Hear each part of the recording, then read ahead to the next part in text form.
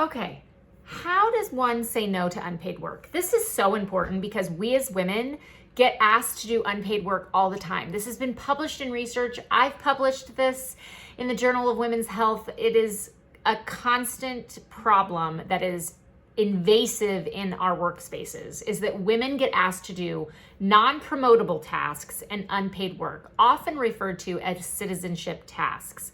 This is work that has to be done. Somebody has to do it, but it doesn't get you promoted. And women get asked to do it 9 times out of 10.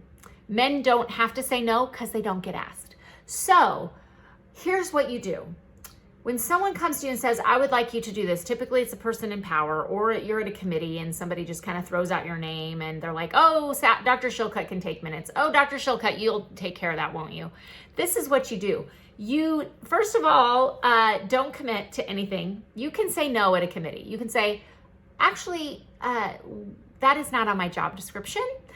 So we're gonna have to talk about that. Or if it's something you wanna do, but you don't get paid to do, you can say, let's discuss that after the meeting. That's what I normally say. When I'm assigned something in a meeting that I'm not going to do because I don't get paid to do it, it's not actually part of my job description, I will say, let's discuss that after the meeting.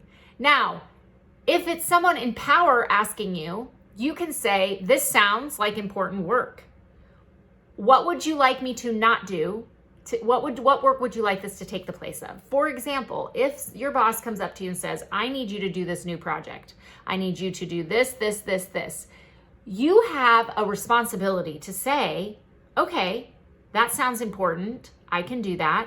What would you like me to stop doing? Because that is going to take 10 hours of my week, or 5 hours of my week, or 10 hours of my month.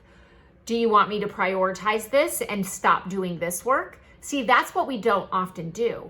So sometimes the work we're asked to do that is not on our job description, is actually not part of our workflow, needs to be done, but we just take it on and then we don't get paid for it. And in order to get paid for it, we would have to let go of something else. So the other thing you can do is, I just did this last week. I was asked to do something that was clearly something someone else could do that does not have my skill set. And I said, this sounds like a job for someone with this skill set. And the person said, you're right. That does sound like something, because I knew that a man would not be asked. A man, physician, anesthesiologist in my position would never be asked to do what I was being asked to do as a physician.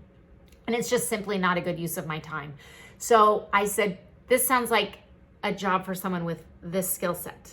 And they said, you're right. So sometimes you just have to call it out. But that's how you say no to unpaid work, non-promotable tasks, or citizenship tasks.